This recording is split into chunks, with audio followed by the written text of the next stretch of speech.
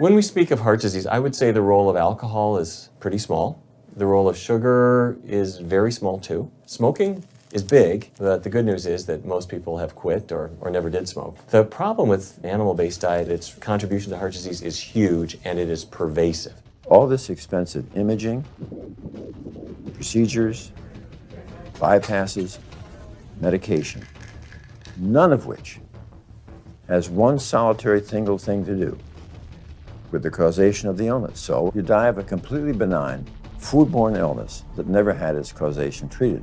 When we eat these kind of dead meat bacteria toxins, within minutes, you get this burst of inflammation within your system such that you basically paralyze your arteries. You get this stiffening of the arteries, their inability to relax normally in half. So it's not like decades down the road eating unhealthy, there'll be some damage. No, we're talking damage right then and there within minutes of it going into our mouth. Many people are given the diagnosis of Alzheimer's disease when it's not true Alzheimer's at all. The vast majority of people suffer dementia due to their tiny blood vessels in their brain clogging up and their nerve cells being shortchanged of oxygenated blood. And guess where that blood vessel dementia comes from? Those little tiny arteries are clogging up from that steady stream of fat, cholesterol, etc. It's really quite clear from the standpoint of cancer and the standpoint of cardiovascular disease that animal protein plays an enormous role.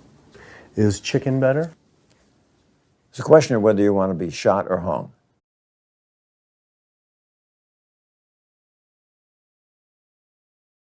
Brilliant advertising campaign has convinced people that, oh, it's white meat, it's healthier. The leading source of sodium in the American diet for adult is chicken. It can be labeled all natural chicken, but be injected with the salt water, I think up to 800 milligrams of sodium. Heterocyclic amines are clear-cut carcinogens, and they can form in any kind of meat as it's heated, as it's cooked. But by far the biggest source is chicken. We sent researchers into fast food and family restaurants. Not only were there carcinogens in every single restaurant, but we found them in every single chicken sample that we took. The number one dietary source in America of cholesterol is chicken because of the volume of chicken. You know, chicken's become grilled chicken and organic chicken. It's machismo, but it has nearly as much cholesterol per gram as red beef. So just on sheer volume, it's the number one source. Yeah, eggs being close behind. I'd never really thought about eggs much. I just thought of them as a standard part of a healthy diet. But then I found a study suggesting that eating just one egg a day can be as bad as smoking 5 cigarettes per day for life expectancy.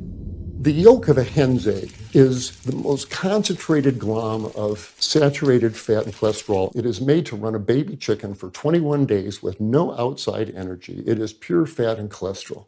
And when we put that into our bloodstream, it coats our red blood cells. Our blood gets thicker and more viscous. It changes our hormone levels. It raises our cholesterol levels. There's nothing healthy about eating the yolk of the egg.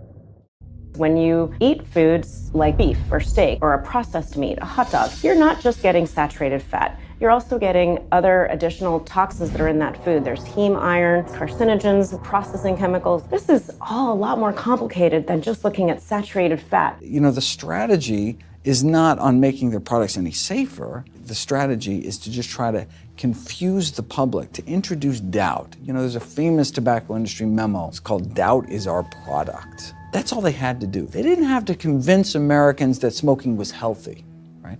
They just had to introduce doubt. Then they would win. If there's just enough controversy, people kind of throw up their hands, I don't know what to eat. Confusion is their game.